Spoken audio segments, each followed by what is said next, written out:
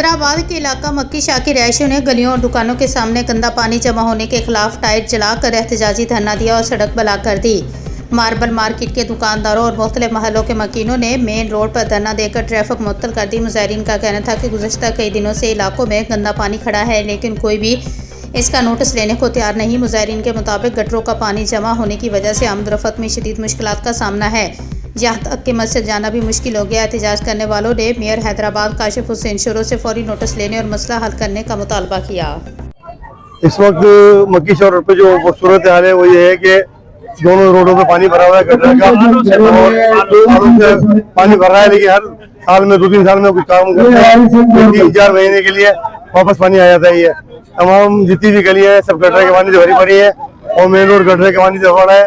यहाँ तक कि मस्जिदों की गलियों में गटर का पानी भरा हुआ है। यहाँ की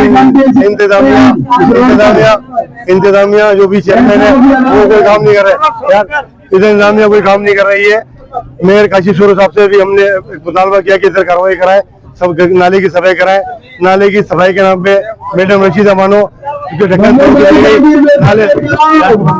नाले नाले नाले तोड़ के चली गई और बजाय सफाई करने नाला तोड़ के चली गई। नाला बनाएंगे, नाला बनाया नहीं अभी तक। आज 4 महीने हो गए।